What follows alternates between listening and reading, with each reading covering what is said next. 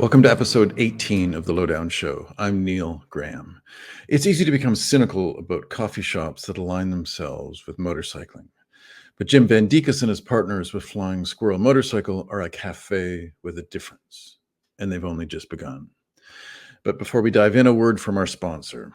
eBay Motors is here for the ride. With some elbow grease, fresh installs, and a whole lot of love, you transformed 100,000 miles and a body full of rust into a drive that's all your own.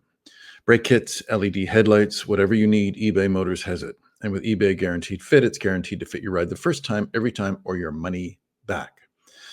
Plus, at these prices, you're burning rubber and not cash. Keep your ride alive at ebaymotors.com. Eligible items only, and of course, exclusions apply. Shall we take the plunge? Jim, tell me what Flying Squirrel Motorcycle is. What it is a number of things, but what it definitely is a company that focuses on the motorcycle culture and lifestyle, and that encompasses a number of things. But if we kind of take a step back, the Flying Squirrel motorcycle is indeed a motorcycle. I get that question a fair bit.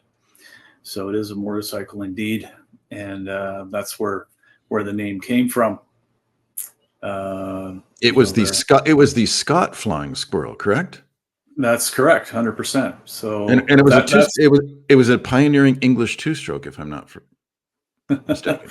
yeah. Certainly in its time, it was considered a circle of excellence and a bit of innovation that was ahead of its time. So, like most motorcycles, they have their period, and that certainly was the motorcycle of its period. And that's where the name came from. So the business company in itself is essentially, the way we see it, as a platform that focuses on the culture and the lifestyle of the motorcycle landscape, if you will. So as you had visited the shop in Creemore, we have a couple of locations, one in Leslieville and the other in Creemore. So it's cafe, it's food, it's eats. It is our merchandise, as you can see. That is our Creemore edition. It's our marquee logo. And then we also have the event business. That is, you had experienced the Moto Craft event back in June, where we brought in hand-built motorcycles from all around the world.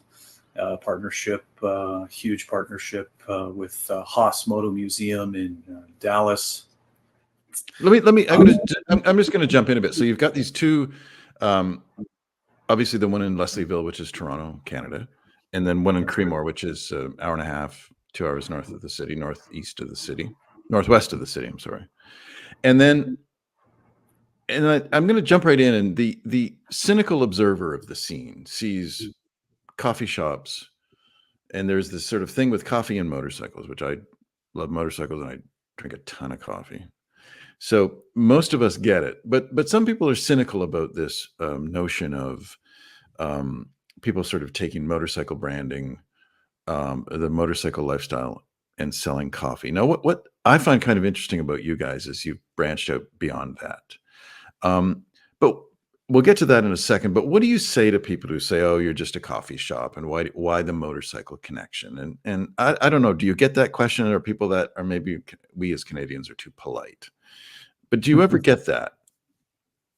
Oh, yeah, certainly. There's certain individuals that have that, bring it up in conversation, and I think it's a little baffling for them because, cosmetically, you see a coffee shop and you think, okay, this is a coffee shop. How does one make a living doing a coffee shop? It's not an easy business. When you look at your expenses and they look at your revenues and what you got to make, you think, wow, how do you do it? So I generally don't take too much time to try to explain, a revenue model to someone that may not understand our platform, and our platform is not just a coffee shop. The platform is well beyond that. And we are at the early stages, if you will, but in the last couple of years have gained a fair bit of traction. So when people ask about the coffee shop, I say, yeah, this is home base. This is where, all are welcome. This isn't, restricted or limited to a type of rider or type of manufacturer of a motorcycle. In fact, I don't care if you even ride a motorcycle. If you're a good person, I'd love for you to come and, hang out at our shop and meet some of the motorcyclists, the bicyclists. It's this community that we're trying to build, and it's more than the coffee shop. Well, let's jump right into some of the other things that you do. I just met you a couple of weeks ago when I rode my old Ducati down to your place in Cremor, which is not far from where I live. And you were pretty excited because I believe it was the next day you were having BMW demo rides from your shop. So That's there's right. one thing that you do. So tell me how that came about and how did it go? Oh, it was, we posted a whole bunch of stuff on Instagram, and the feedback I got from customers and the town themselves and staff, and of course myself, we were elated. It was a wonderful experience. We had 20 some odd 2024 brand new models from BMW for our customers to sign up and ride throughout the day. They were 45, 50-minute rides, which you generally don't get from a dealership. And it was such a wonderful day. It really helped that we had the absolute ideal weather to do so. So we had, I think it was about 85 or so. We had a lot of people. A lot of people. It was hard to tell who was riding, who wasn't riding, but it was like a little mini quasi festival that's really worked out super, super well. Now, to your knowledge, has BMW ever done this at a non-dealership before? Um, I don't profess to know all of their workings, but I can comfortably say that I have not been involved or heard of, such an event. Although, outside of the dealership, there are a whole bunch of associations and rallies, and riding BMWs for a bunch of years. I've been to a bunch of rallies in the US, so I know they do demo rides there that are somewhat similar. So outside of the dealer network, if you will, I think that it's something that maybe they're exploring a little bit deeper. eBay Motors is here for the ride. This week's Fireside Chat is about small-time motorcycle shops, the kind of places you used to go to get the kind of experience you might get at a Flying Squirrel motorcycle cafe. Now, Jerry Defoe's Harley Davidson, which was next to Foxborough Fabrics, where my mother used to drag me, and I hated fabric stores. Still don't like them. But Jerry Defoe's Harley was one of those great little shops. One guy, Jerry, ran it. I don't think he ever had another employee. The reception area was big enough for about 5 bikes, six bikes maybe. And this was during the AMF era of Harley Davidson ownership. So that was American Machine and Foundry, which made bowling equipment, which I think was fairly high quality. But their Harley Davidsons of that era were pretty dreadful. Shovel heads, not great stuff. Anyway, Harley was kept alive by guys like Jerry in that era. And he was the sweetest old guy. And he would never make a kid feel like an idiot. I'd walk in, he'd come out, he'd talk, he'd tell me what he was doing, he'd let me sit on bikes.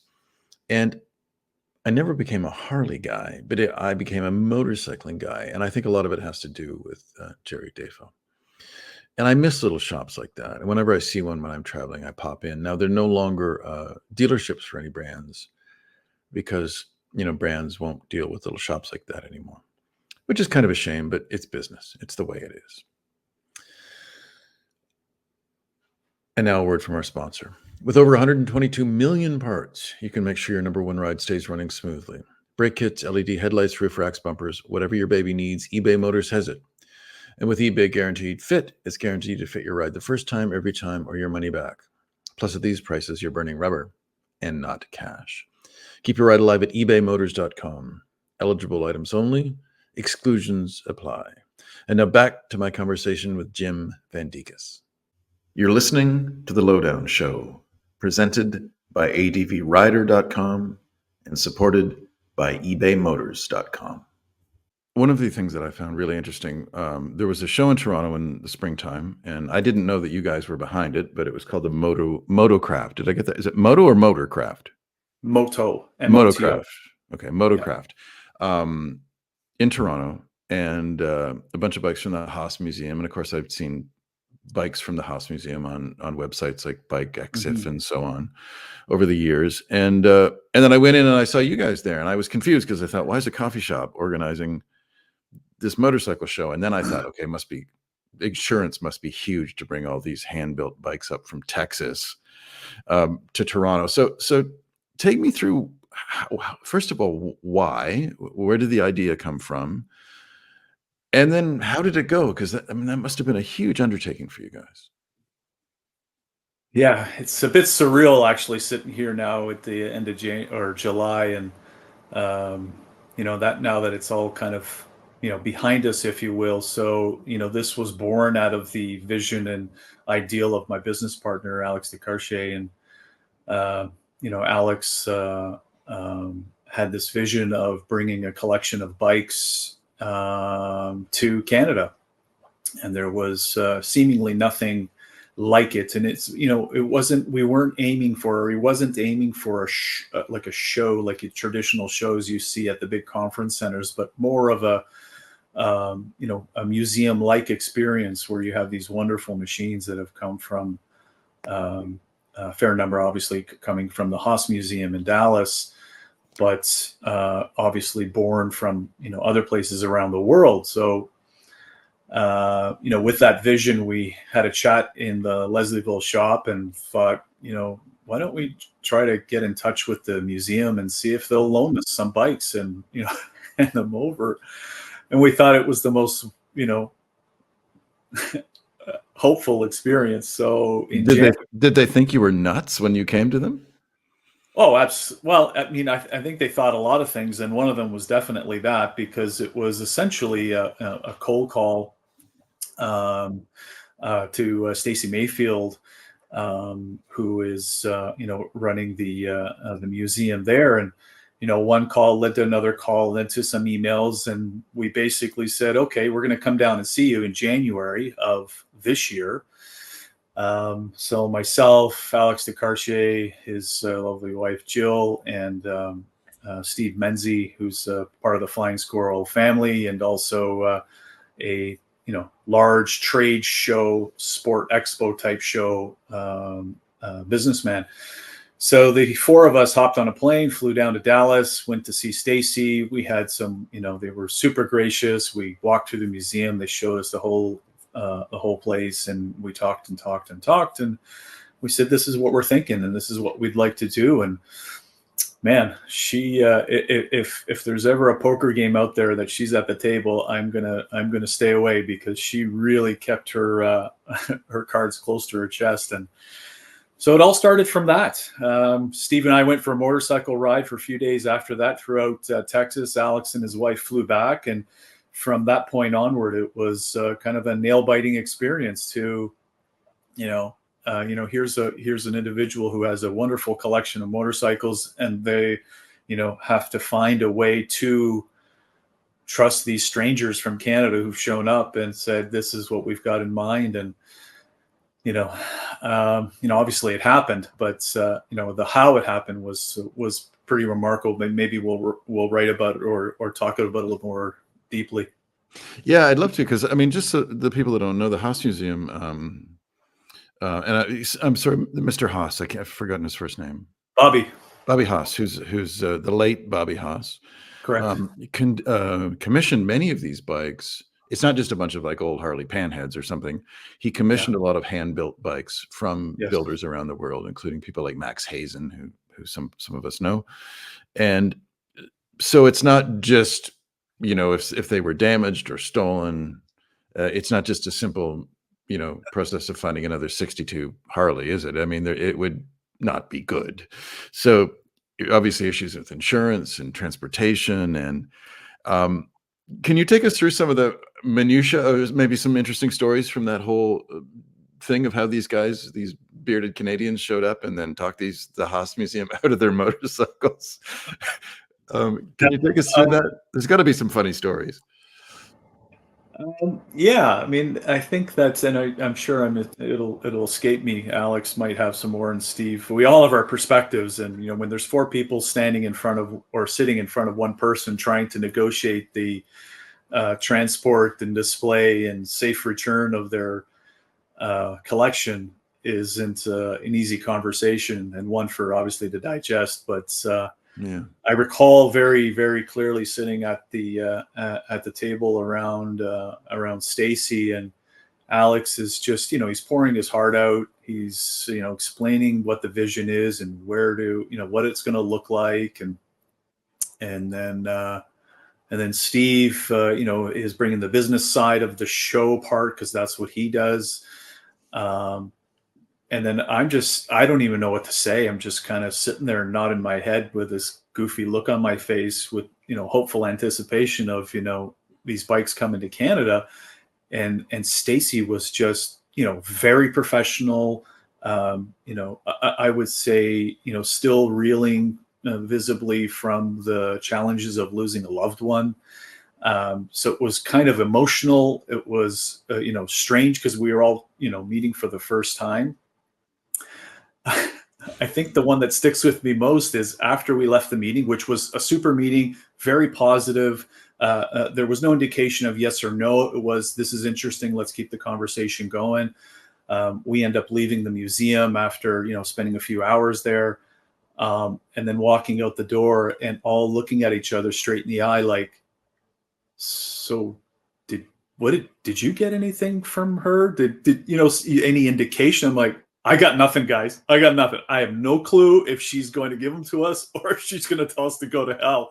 So it was this general feeling of, wow, we just left this meeting and we really have no indication if this is really going to happen or not. And that part really stuck with me because, it's pretty elementary, right? You're walking in and asking for millions and millions of dollars worth of one-off, such unique creations.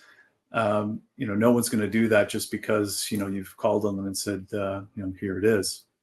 So I think that's the one that sticks with me the most, is just the fact that we left that facility with zero indication that it was going to happen. What was the pitch to Stacy? Why was this important to you to bring these hand-built bikes to Canada? And we've never had a show like this in Canada before, to my knowledge. The motorcycle shows, which some have argued that it's sort of a dying thing, the conventional show where the OEMs show up with all the new motorcycles. Of course, you've seen them. Ducati just released the 2025 Panigale. So by the time the motorcycle shows happen next winter, it's already been public for 6 or 8 months. Yeah. And although you could make the argument that the bikes from the Haas Museum have been seen before too, because when I went to your show, I'd seen, I think, all of them or most of them before as well. So what is it about the in-person aspect to it that made it so important to Flying Squirrel to make this happen? The actual event itself. Yeah. We all love motorcycles for different reasons, and I think ultimately the common connection is that it connects with us in some way, shape, or fashion. And when that connection happens at such a granular level, and you feel this, emotion about something as a collective to share to a greater audience, it's a driving factor. It's a driving factor when you have this vision of creating something.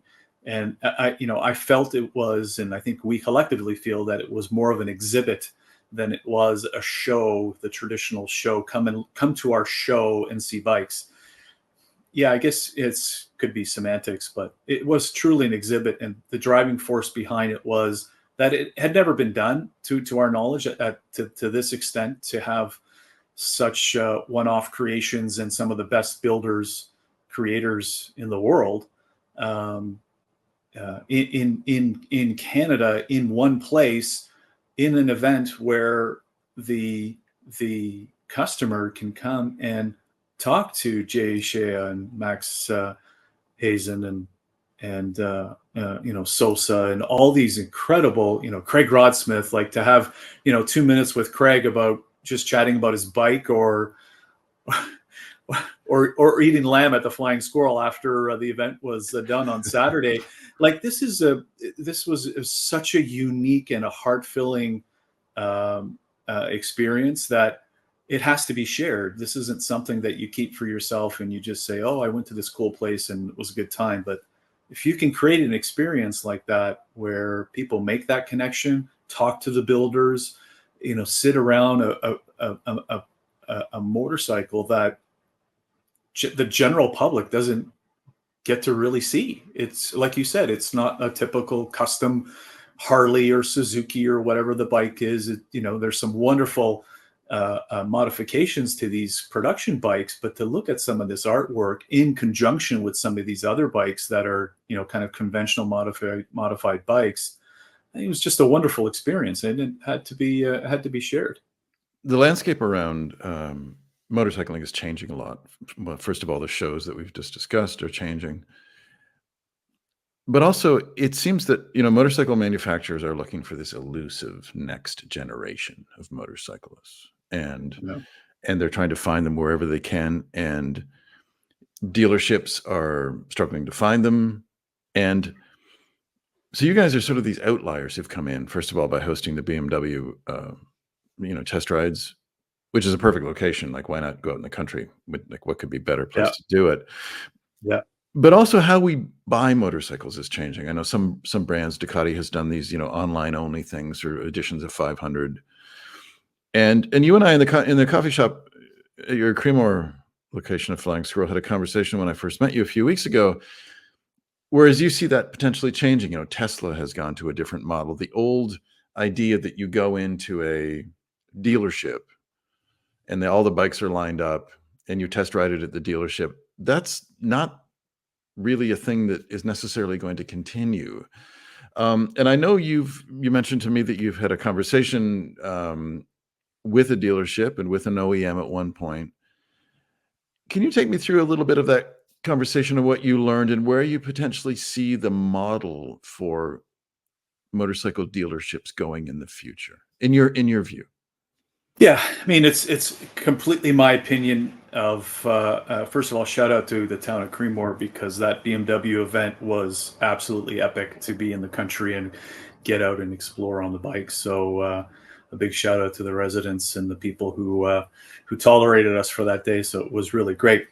That's I'm a firm believer that the model is changing, has changed to some extent. If one thing we learned about COVID is during that time we changed our buying behavior. We changed, as a society at large. But what it also taught the big companies is that they also have to change as well. And I've spent a fair bit of my career traveling around the world, unrelated to motorcycles, frankly. But the parallel there is that I also got to see how some of these manufacturers, behave. And, look no further than the Tesla model. The Tesla model is very, simple model. My neighbor last year didn't step foot into a dealership, did everything online, took pictures of her used car, submitted it online, and acquired a $100,000 Tesla without stepping foot in a dealership. I mean, that's one example. But this, if you look at aligning goals with manufacturers, amongst many of their goals and objectives, one of them is to pump out numbers. And, to have one source like a dealership to do that, obviously limits you. So, my feel, and this is my opinion, that there is some proof in the marketplace that manufacturers will come direct to market. How that happens, when it happens, in what form it happens, I think we're still in kind of a bridge strategy at this point. That the relationship with dealers are 20, 30, 40, 50 years. But this model has existed for, since the inception of manufacturing. You manufacture, you find a local champion, you sign a deal and say, hey, you sell my stuff, and life will be great. And I think that's going to continue. But I also strongly believe that there is going to be an alternative to acquiring, motorcycles and motorcycle related products outside of the traditional channels. And is that solely because of the internet? Because we can buy everything online? Is that really the motivator for this, or is there something else at work here? Well, again, my opinion is that there's, society at large, we've been engineered over the last, especially again, I revert back to COVID because that was the compelling event in global society where it changed our mindset on how we conduct ourselves, how we acquire, how we do our banking, how we do everything in life was centered in the foundation, obviously, is the internet. But it's conditioned society to become more accepting and or trusting of the process. Like I mentioned, my neighbor with her $100,000 Tesla, she didn't step foot in a dealership. They didn't come and look at her used car. They delivered a car to her front door, signed the final papers there, either virtually or in person, and it was done. So I think that when society takes that leap of, whatever that step is, you want to call, but there's this kind of trusting of that process, and when that falls into play, well, that changes everything because we are we want and need. Sometimes we want a little bit more than we probably should, but I think Sure. society's the big play there. Well, yeah, I mean, it's interesting. You and I mean, everybody listening will remember when when online commerce became a thing, you'd hear people say all the time. In fact, I probably said it myself, which is that, well, it's fine to look at stuff, but I'm never going to give anyone my credit card number over to look. Yeah, That's never going to happen because, I don't trust these people. yeah. And Now we're it- scanning eyes and fingerprints and offering, we're relinquishing control, right? And right. with that comes convenience. Yeah, we're essentially willing to do anything for convenience, and including giving up our eyeballs or our intelligence or whatever it takes to make it happen. We're totally fine with that. But I mean, the curious thing that I find about the dealership model, and I know we're just kind of shooting the breeze here, so Yeah. um, is that an OEM, and I think I told you one of my favorite ads ever was this. I used to see it on American television coming from upstate New York, where there was this romantic. It was for some sort of Chablis or a rosé or something like that. And there's a couple getting romantic, and somebody with a French accent is voicing the voiceover in the ad, and then it ends by saying available at Bill's Fine Liquors in Irondequoit. So here you have a manufacturer of alcohol who's crafted this image, and then where it meets the road, where it meets the consumer is Bill's Fine Liquors. So it kind of slaughters it. So you have an OEM, Ducati, BMW, any manufacturer of any product, and then you're essentially giving it to a third party where it meets the person. Mhm. And you as the OEM can't control that. Right. Yes, you can have parameters that dealerships have to adhere to. But we've all stayed in chain hotels that some of them are really good and some of them are abysmal because of the franchise model. And so, I mean, it's always struck me as strange is that where it meets the consumer is where it either does well or doesn't do well. And often it's, a lot of Yeah. motorcycle dealerships are not very welcoming. I mean, I just, especially when I was younger, I've been dismissed at motorcycle shops because they don't think I have any money, which is probably true. Mhm. Or they don't think I know what I'm talking about, or I'm not a serious customer. And often the experience wasn't particularly didn't reflect Positive. yeah, Yeah. didn't reflect well on the brand. And I'm thinking, is it just inevitable? Do you think that they will just start to control the whole process? Absolutely. If with the two nickels I got, I'll put at least one of them down on the table, and we're already seeing it. We're already seeing manufacturers offer experiences where customers can fly to the manufacturing facility, get to drive their car off the production line, drive it around for a week or two or whatever the package is. You have this incredible experience. You hop back on your plane from, Germany or Sweden or wherever you're picking it up from. You fly back to your place, they ship your car over, and it's a done deal. Like, obviously these are first world, type experiences, and, can be quite costly, but we're seeing that already. And, the model itself of the dealer network, I mean, there's a massive legal framework that's underneath it that, may take, X number of years to either unwind and or compensate, because I think that there's definitely going to be a place for the dealer relationship, but I feel like that model is going to change, and that the dealer will become more of a freight PDI / service depot, and then reduce their footprint on the retail side, because let's face it, like I've had the bit of a inside look into some of the dealerships over the last bunch of years, and they're very, very expensive and can be a super complex business to run. Once you reach a certain scale, obviously scale makes a difference. But as a small town operator, you've have to carry millions of dollars of inventory and complete bikes and parts and so on. Train your staff, provide quality service. It's a big undertaking in the process to buy a vehicle, be it a car, motorcycle, snow machine, whatever it is.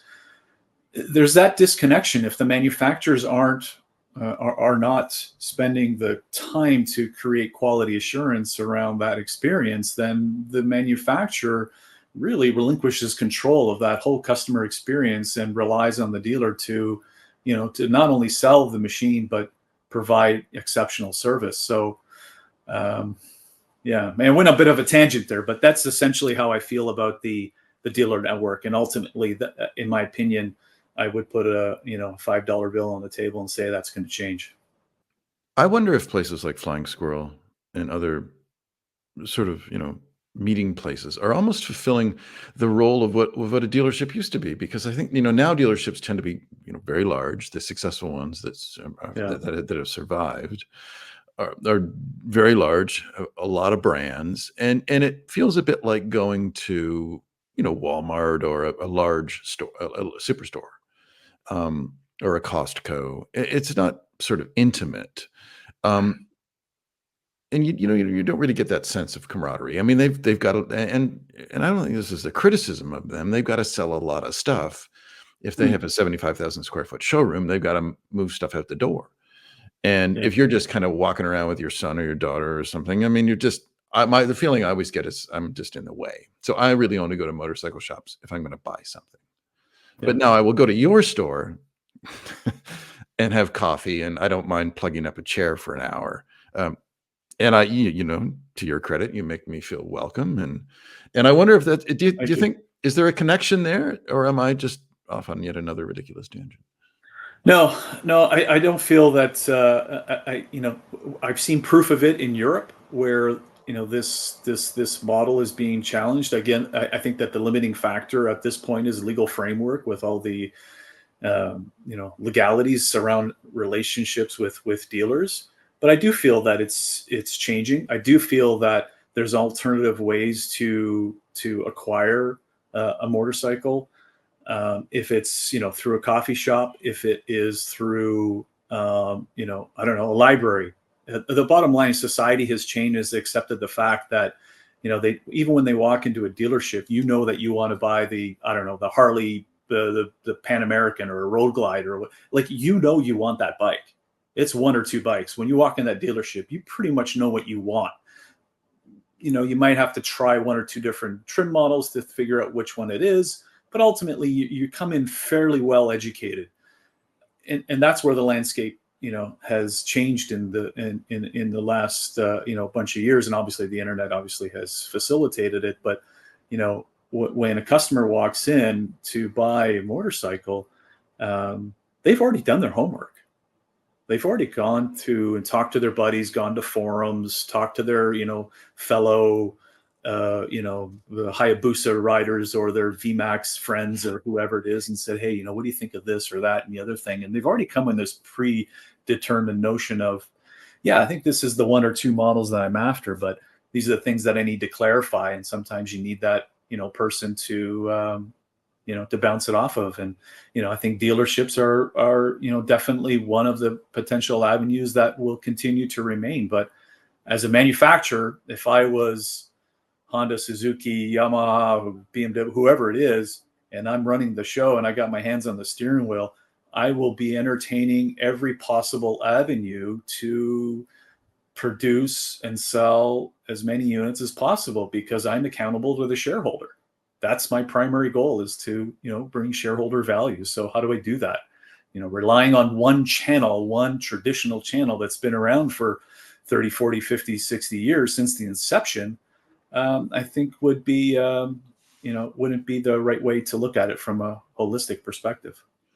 So do you think that it's a possibility in the future that I would go to Flying Squirrel, order a doppio espresso and a Panigale at the same time? I mean, only if you got the spinach pie. If you got the spinach pie as well, and you got a dessert, then maybe, hey, look, ultimately, is this something that, we're banking on? I think it'd be foolish to say that, you're doing this just because, but, we're looking to create supports, community around the culture and lifestyle of motorcycling. If, the manufacturers come to the, point in their business planning that they need to seek alternative measures to do so, then, we will gladly have that conversation. well, thank you for indulging me. I grabbed you by the beard and dragged you down a bad tangent there, or a peculiar tangent. But the motorcycle dealership consumer relationship has always sort of fascinated me. So I was just, your input I found curious. So thank you for that, Jim. Now, Yeah, absolutely. in terms of the future with Flying Squirrel, where do you guys see yourself going? I know you're doing. Tell me about your tours in Greece. Um, Yes, yes. but what are the sorts of things? I know you don't want to give away everything. I get it, but maybe you can just speak about. You guys are always looking for new things. The Moto Craft show proved that. But where do you want to drag the Flying Squirrel in the future? Yeah, that's we're at our infancy, I guess, in the execution of our plan, and Leslieville and Creemore are the first two locations of experience that we're aiming to expand even further. We've had some very advanced conversations with other locations opening, and they are varied both in province, in country, and out of country as well. So the footprint itself of Leslieville and Creemore, we're definitely aiming to grow.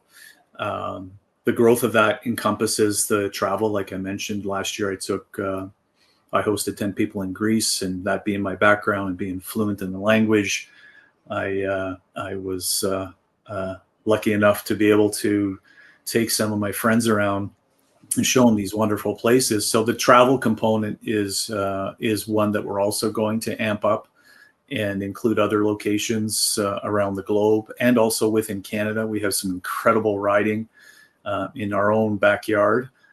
We just need to do a better job of partnering and packaging and doing and executing wonderful experiences, because anything we do with our brand has to be a top shelf experience. So we're we've got some high aspirations. Moto Craft, I think, is an indication of just some of the crazy things we might just conjure up. But it'll always be centric around good vibes, positive experience, building community, supporting each other. I've been a mental health advocate for 10 plus years. I've launched, back in 2014, an initiative to help me get through some challenges in life. So we want to build this community that is, I almost feel inclusive is a bit of a cheap word, because I know it's a bit cliche, and right, it is certainly appropriate, because we do want people to feel welcomed, and not only in our location, but also within the family. I think the motorcycling community saved my sanity on several occasions. meeting great people like yourself. The motorcycle community is just so accepting. I've been in, foreign parts of the world, and I'm sure many people can attest that, you could be a Canadian from Toronto and you're in the middle of the mountains in Greece, and you're just sitting on the side of the road, taking a breather and taking it all in. And you got motorcyclists and, non-motorcyclists stopping by saying, "Hey, are you okay? Is everything cool?" Like it just doesn't happen. I mean, how many cars have you seen parked on the side of the road? Most people don't even fathom pulling over and asking, "Are you okay?" But it's that unwritten oath, it seems, that we all take to support each other, and it's a wonderful experience. You're listening to The Lowdown Show, presented by advrider.com and supported by ebaymotors.com. When I was a kid, and I'll keep this brief, but when I was a kid, the motorcyclist that I most admired was a guy that lived down our street. He had a Norton Commando. And you know how in cartoons, like, that there'd be this kind of whip where there'd be the blur behind the guy. Well, this is what this guy was like. He was like the coyote or the roadrunner. And he would go down the street, and it was just and he always went like he rode like he had a date with the devil. There was always hair and dust, and he was always grabbing another gear. He never just pottered by. And he was probably 22 or 23. And, to a 12-year-old, it was just like, my God, I want to be that guy. He has autonomy. He has freedom. He's pissing my mother off. I mean, he was ticking every box, since we're on to cliches. Now, I have a daughter now who's 19. And I think in her eyes, and we talk about these things because I love tormenting her. But to her, the image of a motorcyclist is a guy my age. And of course, when you're 19, you don't want to be a guy in his 50s or a woman in their 50s if you're a young girl. So here's my question to you. Does the motorcycle still hold that counterculture allure, or has it become something else? Yeah, that's a great question, and I immediately go, as I'm actively listening to what you're saying, and formulating my thoughts, is in opening Creemore, I got the keys in December and went through renovations and so on, and had the windows boarded up with keep prying eyes away, and I started to hear and kind of feel that, "Oh, hey, did you hear that there's this motorcycle club opening in town? And yeah, there's going to be like a place for all of them to just kind of hang out." And there was definitely this air of uncertainty and maybe a bit of fear attached to it, because so I think that depending on who listens or who's exposed to the cliche that, we're motorcyclists and we're gangsters and we're nefarious and we're just all about bad news and, burnouts and wheelies and loud music and all the other crazy stuff. I think we are at a turning point. I think I don't know when that happened, but I feel like that, the gray haired dude with the beard or the hair, is an average person, is construction worker, is a heavy machine equipment guy, is an investment banker down in financial, is a CEO of a multinational company. And during my Creemore experience, I did see that. I did experience where people were asking about it, and I felt it was my duty to be there and explain to people what it is that we do. What are we aiming for? And that, we're not gangsters. We're just people who love motorcycles. And over time, I could see certain people that definitely had that sentiment come into the shop with their children and then bring their mom and their dad in. And then they came in with the grandkids. And I felt like, okay, this is what we want. Not only do we want people coming to the store and have good experience, but we want not just the motorcyclists to come in and feel a sense of home and base when they come to our locations, but to have the everyday average person to come in and realize that, like, come and experience the motorcycle community. Sit down and talk with that guy who visibly is probably unacceptable. He's got tattoos on his neck. They're all over his hands. Looks like he's been through the meat grinder. And I'm speaking from experience, because I had this gentleman walk in and he had that look that one would say, yeah, he's a gangster. I ended up talking with him for an hour. It was at the end of the day. We'd closed the shop. And we just sat and talked about life and stuff and things. And he's been through a lot. And he was part of that world, but not any longer. So I definitely feel we're at this turning point. When I go to these rallies, the BMW rally that I've been to a bunch of times, and I look around, if you could just snap a picture and show people where you are and have a little, I don't know, and maybe AI is going to do this one day. We'll have like a little bubble over our head and say, Neil is this guy. This is his background. He's not, a drug dealer. He's just, a podcast guy. And, Jim is this guy, and, it's not something to worry about, because I think that sentiment is kind of moving along, because I don't know, for a variety of reasons. So hopefully, people like us that are out there just explaining what it is that we do and how we love bikes and what it means to us, that's helping society figure out that we're not gangsters and we're just people who love bikes. What has motorcycling meant to you? Not as a business venture, but just you personally, individually. Yeah. Thanks for that. I always take a bit of a deep breath, because for me, it's very meaningful. And, my journey started, before I was, I guess, of legal age to get my license. And, when I was 16, I got my license and had a few different bikes over my lifetime. And I think that the most compelling part and role that motorcycling has played in my life was in 2014. I lost my father in a bit of a tragic way.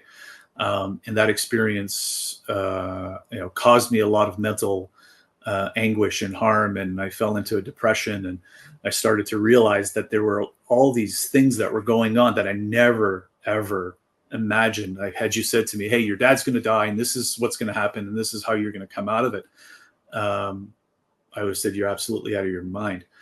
The short story is I ended up seeking counsel because a compelling event happened within my household that made me realize I needed help to deal with what I was trying to deal with on my own. And it was my therapist who essentially said, hey, we've had these talks, and all I hear you say in a very consistent manner is two wheels seem to solve and calm your mind. Motorcycling, bicycling's huge in my life as well.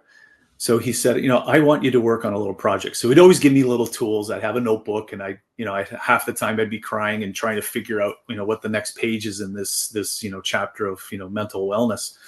And he said, I want you to focus on a project to, get yourself into a space that you feel more peace and calm. And so I, talked with a bunch of friends and graphics guys, and I came up with a brand called Moto to Heal. MOTO to Heal.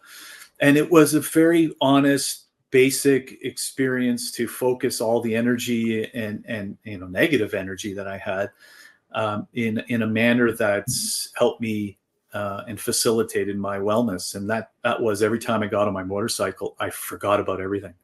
All the demons that were constantly trying to create bandwidth into my head, all the things that, everyday people think about, work and family and relationships and finances and so on. And then you tack on, trauma as well.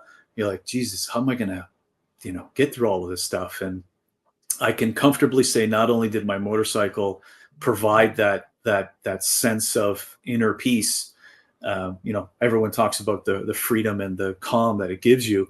And, I think it's underrated. It's underrated as a form of treatment therapy, be it the focus that it takes and all the other positive things that come out of it. For me, that was the compelling event in my life. That was 10 years ago. That made me realize that I need to spend more time not only riding. We all want to ride forever, but how can I make this part of my life so that the riding becomes more consistent, even if it is riding from the city where I am to, Creemore, which is an hour and a half away. I spend more time up there now, and jump out on impromptu rides with customers when the shop's not so crazy, to go for a little ride. But it is my release, like it is for many, and I'm internally grateful for it, and hope I can do it, well into my grayer years. In closing, a word from our sponsor. eBay Motors is here for the ride. With some elbow grease fresh installs and a whole lot of love, you transformed 100,000 miles and a body full of rust into a drive that's all your own. Brake kits, LED headlights, whatever you need, eBay Motors has it. And with eBay Guaranteed Fit, it's guaranteed to fit your ride the first time, every time, or your money back. Plus, at these prices, you're burning rubber and not cash. Keep your ride alive at ebaymotors.com. Eligible items only. Exclusions apply. Thank you for listening to The Lowdown Show.